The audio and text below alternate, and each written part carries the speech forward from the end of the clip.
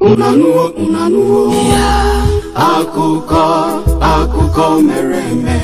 akụkọ mere eme ya ka ejiri bịa n'Ogene TV kinụrụ Ogene TV. Lekwala anyị imego onwe gị ịnanwụ na anyị imego onwe gị lekwala anyị imego onwe gị public assault n'okporokọrọta ala Owerri.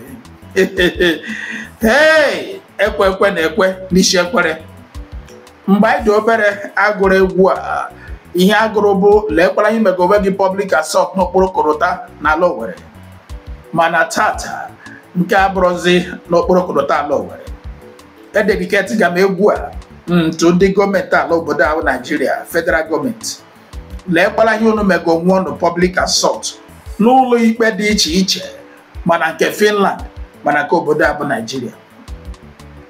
Ọkwa onye ndu Nnamdi Kanu kpagharịwana ya, unu ga-akpagharịgide ike agwụ unu. Ọkwa Simon Ekpa kpagharịwana ya, unu ga-akpagharịgide ya ma onwe unu onye egwu, ọ bụrụ ndị ma onwe unu onye egwu. Unu emego onwe unu onye egwu na mba Finland. Iwere anọzi unu n'anya. Ọkwa nke Nigeria ọ ga-anyekwa unu.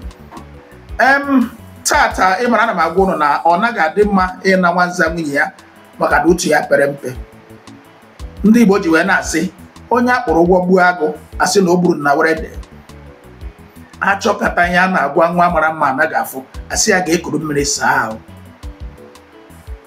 Ụlọ ikpe anaghị aga, ma ndị federal gọọmenti ma ndị DSS ejigo aka na-eme onwe ha onye ewu, na-ete onwe ha uri unyi n'ihu. Aga m egosipụta unu ga-anụrụ n'ọnụ otu nwanne anyị nwoke bụkwa onye ọkaikpe otu enyemedere anọchite anya onye ndu Nnamdi Kanu n'ụlọ ikpe nke a gara na nso a. Ọkwa ndị afụchighị ihu bụ ndị akpọga witness. M ji gwa unu na ndị afụchiri ihu a, ha ga-afụchichi ihu a tụchaa asị niile a were obi buru aja. Etu a eji fụchi ihu a wee pụta bịa ka ha gbaa ama gbagide onye ndu Nnamdi Kanu. Etu a ka a ga-esi fụchi ya ihu wee tinye ha n'ili.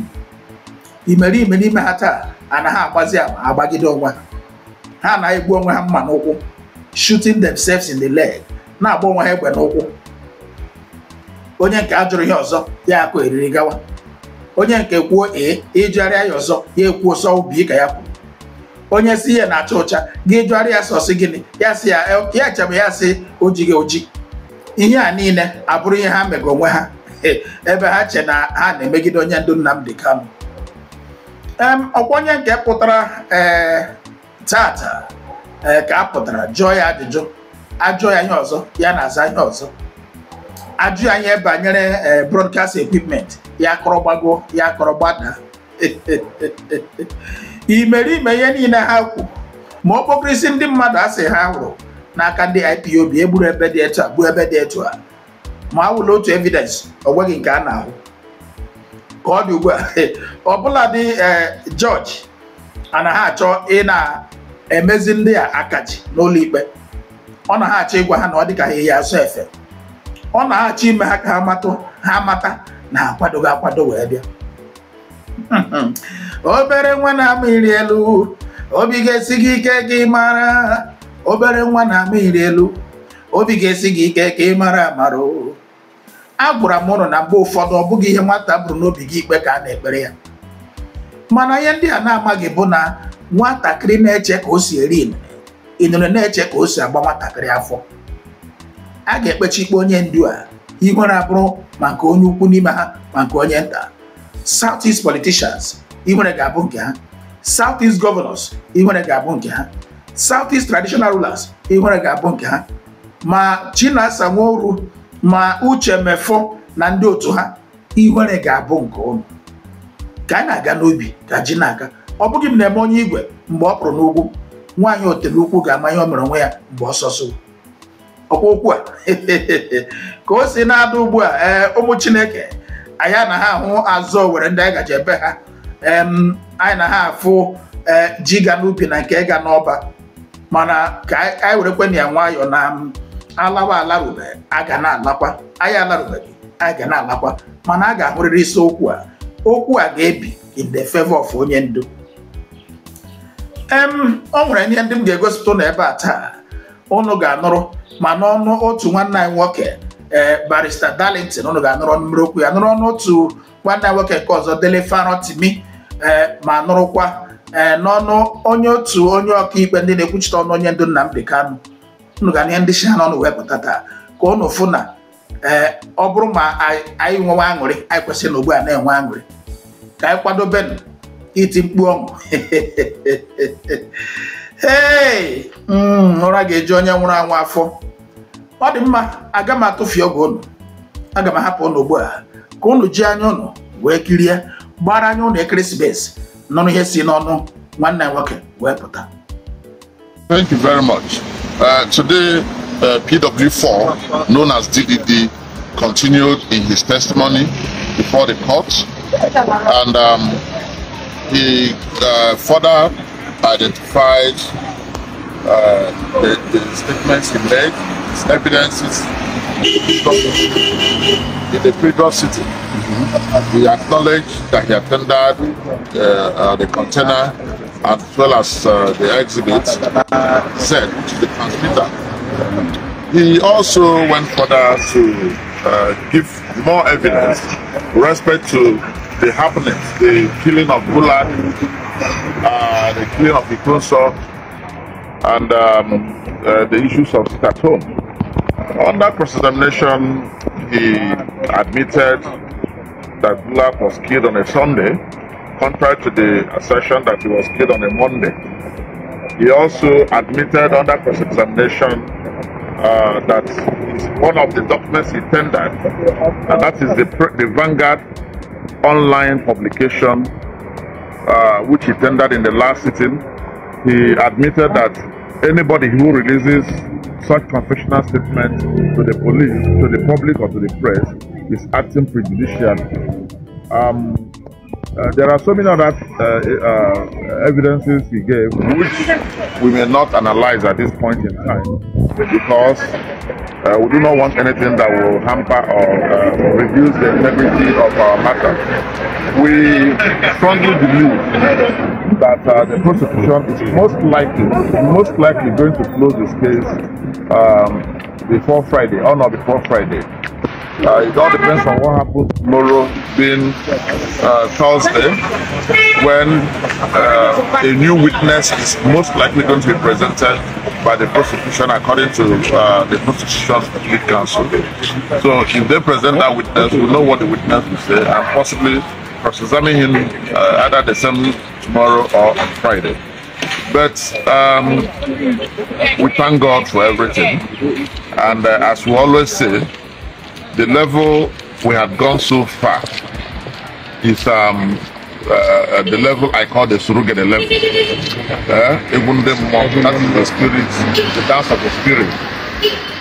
Our fingers are crossed. We all have hope, very, very high hope.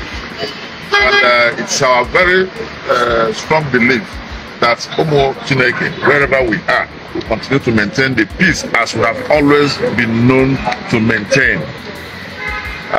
So far, the evidences tendered, to my mind, has not shown that Omo Igbo or Biafrans or Omo Chineke were responsible for any killings. Rather, the evidence has shown that 200 people were killed in Umpo by state security agencies, including the Nigerian Army, the police, and the SSS. That is the evidence so far we've gotten, that over 200 persons were killed. Of course, we've not also seen the 2,000 heads, human heads they mentioned. We've also not seen the 30 heads they allegedly claimed Biafrans had assembled for the burial of Ikonso. So there are so many things, so many loose ends, which they've not been able to tidy it up. We thank God because it shows that our client is innocent and will continue to be innocent. It is for them to prove his guilt, and so far we have not seen such proof before this court. Thank you. All right, thank you very much. But the reality is that if we truly desire peace in Nigeria, we need to take some hard decisions. One of them is the need to free Nnamdi Kanu. Now, there are multiple allegations against the gentleman, but he's not the only person against whom there have been multiple allegations. What we have in Nigeria today is a country that is functionally a cauldron, burning from almost every corner. And everything that could be done to bring about peace in Nigeria should be embraced. There have been multiple cases of terrorists who have been reintegrated back into our society, a phenomenon that is unique to Nigeria, the radicalization of violent terrorists. Fulani marauders of all sorts have found mercy at the hand of the Nigerian state. The southeast has been burning for some time, and it is not unknown that one of the factors responsible for this is the current incarceration of Mazi Nnamdi Kanu. That Afenifere has asked that he should be freed is in the spirit of a search for peace in Nigeria. If he is not to be freed, then he should be speedily tried. This has been the consistent call of Afenifere for years. If they cannot find a way to try him, if we can all admit to ourselves that we essentially have a political problem that has morphed into a terrorism problem, then why should it be so difficult to understand Afenifere's plea that the man should be freed and the path of peaceful reconciliation pursued? If we can make peace with armed terrorists, if we can free Boko Haram killers, why is it so difficult to embrace peace as an option in the southeast? That is the contention of Afenifere. We are not looking into the merit or otherwise of the charges. We're saying this has dragged for this long.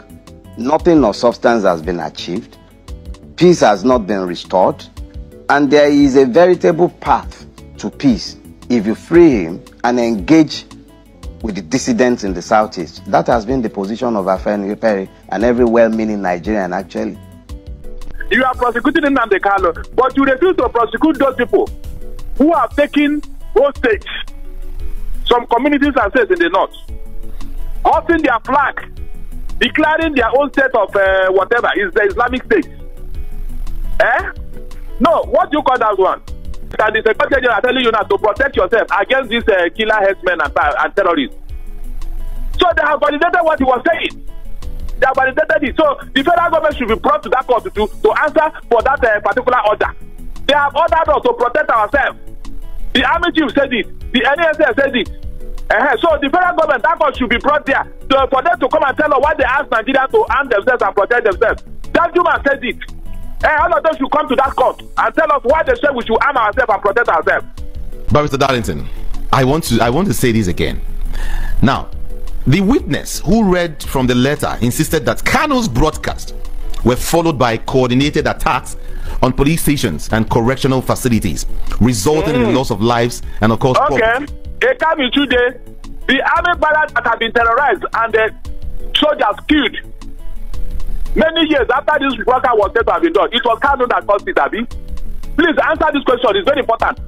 These other terrorists that have sacked army barracks, complete army units, kill our soldiers in scores. It was Kanu's broadcast, Abi. Barrister, what you're saying this morning is quite different from the information we got from the court. You were saying that this man is completely innocent.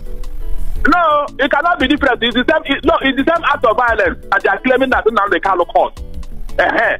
Tell me, what is the difference?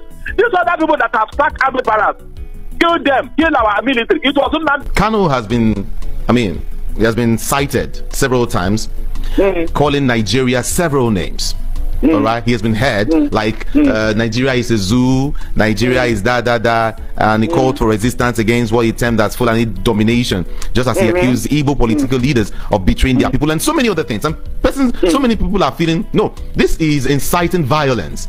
Okay, and I'm asking you, violence that you are seeing today, is it not 10 times, if 100 times what Nnamdi Kanu was said to have said? Was it caused by him? Hold on, was it caused by him? Answer me. I don't get it. Why are you singling out Nnamdi Kanu and leaving the main issue? No, you and your federal government with this money, no. Barrister Darlington, see, I am a journalist and I look at all sides of a story. I am only trying to reel out some of. Hold on, Barrister Darlington. The side you are looking at this money is hold on. I understand this part you're towing, but what we want to know is it guilty or not guilty? He's not guilty. He's a self-determination group. He's the leader of a self-determination group. No other nation in the whole world has seen Nnamdi Kanu as a terrorist, except you and your government.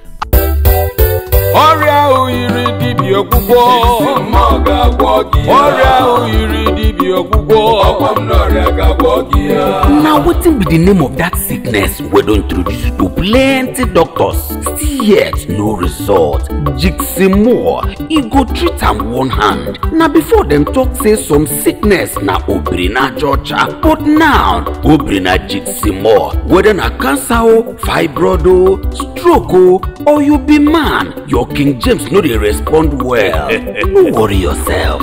Make you use Jiximore natural product because you no dey fear any sickness at all. No let that yeye sickness send you to early grave. My brother, no grief any sickness o. No allow anybody deceive you. If no be Jiximore natural product, no drink am at all. Jiximore, e dey work with the siam. I lose a me gwagi.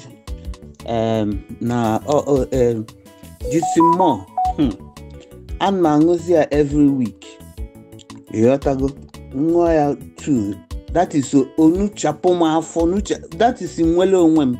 Hey. And the mokwa a miracle in bottle nezuku.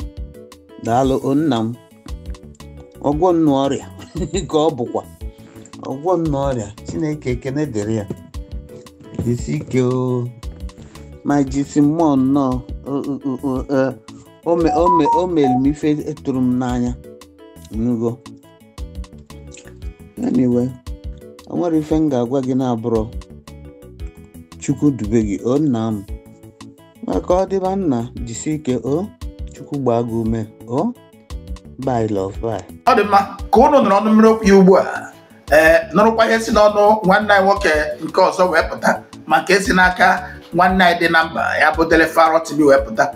Una fugu ugbu a na ugbu a ka ekwesịrị na-agwa onwe anyị sị onye ahụ na ngwọ na nkwụ na-abịa. Ihe a Chinchi gwara ụmụ ya na ihe dị ọkụ ga-emecha jụọ oyi. Okwu a bụ ihe dị ọkụ, ọ ga-emecha wee jụọ oyi. Dịka ọnụ nọrọ nke a okwu ebibekwe, anyị ga na-etinyekwa onye ndu n'ekpere, na-etinyekwa nwanne anyị nwoke bụ Simon Ekpa n'ekpere maka ekwuole m ya tere ogbe tere azụ ndị a bụ ụmụnne anyị ma ị chọrọ ya ma ị chọọ ya, ụmụafọ Igbo ka ha bụ, ụmụnne anyị ka ha bụ. Asa dị esi n'ushi ahụ anụ ụtọ ọchị, anyị esile n'ushi ahụ ugbu a na-anụ ụtọ ọchị ma ndị nọ na-ekwugide Simon Ekpa na gọọmenti ji arụgo ọrụ ma ndị nọ na-ekwugide ya na ọ mere nke a mee nke ọzọ. Okwu na-afụ gị ugbu a anyị ejighị ehihie wee na-afụ owu nne mana ka o si na dị anyị ga-ahụ isi ya. Asị agbasi ọsọ agụọ ma agbasi egwu ọla n'okwu. Ọ dị mma, achọrọ m igbu oge na nke taa dịka ọnụ kirichara ọnọkọ ama na ọnụfụkwara osisi n'aka Jiximore ya bụ ọgwọ n'ọrịa miracle in a bottle. Nụkwa olu nwanne nwaanyị ka esi mba ofesi wee kwupụta nkwupụta ọma. Ọ nwekwara otu nwanne m nwoke esikwe mba ofesi kwuo nke ya. A sị bịa gbaa mbọ kwuo ya etu a nke a ụnụ gere nọ ka m wepụta ya ka ụnụ nọ maka asị atụpụ nkịta akụrụ ga-egosi ya ọ dịka atụrụ ya mbọ. Ụnụ nụchazie ihe ndị a ọnwa onye na-aya ọya na-achọzi ịhụ ma ọ bụkwa n'ikweta na enweghị ọgwụ ga-agwọ ọya aha ma ọ bụ ị nwere onye na-aya n'ime obodo ị chọbụ ikweta na ọ nwere ọgwụ ga-elebara ọrịa ahụ anya ga-ekwetazie. Ọ bụrụ na ịchọ ka mara gị karịa lekwa akara ekwentị nọ n'ihu onyonyo gị ma ọ bụ n'ekwentị gị zibatara m WhatsApp message ka mụ na gị karịa. Anyị karịsị ebe ahụ anyị nwere ike kpọọ nwa ya kpọọ n'ekwentị. Echefukwala dịka m na-agwa na ịga na Gaddafi Nolly TV ga-ekiri ejije ndị ejiri asụsụ bekee wee mee mana ọ bụrụ na nke ejiri Igbo mee na mmasị gị ọfụma ma ọ bụ ịchọrọ ka ụmụ gị ma ọ bụ ezinụlọ gị na-ekiri ya tụmadị ụmụnne ndị nọ mba ofesi gaba na Igbo Nolly TV. Igbo Nolly TV ị gaha na YouTube ị ga-ahụ chanel abụọ Igbo Nolly TV maka ndị ejiri asụsụ Igbo wee mee Gaddafi Nolly TV. Nwanne ịgwagizi okwu o nwere otu ejije n'ebe ahụ ọ bụ na ikiri ibe ya gbaa mbọ ga-ekiri ya Broken Trust. Ịgwagizi okwu imerime ndị mmadụ kiricha anya ụfọdụ a na-akpọ m iyi ụfọdụ na-asị m ịnwaka ụfọdụ a na-ekwu ihe niile dị iche iche. ọ bụrụ o nwere nke ị chọrọ ikwu ga-ekirikere ya bụ ejije na Gaddafi Nolly TV Broken Trust ga-ekiricha ya ga-emarazi ma onwe ihe ị ga-ekwu ma onwe gị ka m si ebe a na-apụba na masị ka egwu agbafọta adịba ụbọchị otu Igbo a ga-akwa nne ya ụbọchị a ga-akpụ isi ga-akpụ afọ ọnụ. Ya mesịa.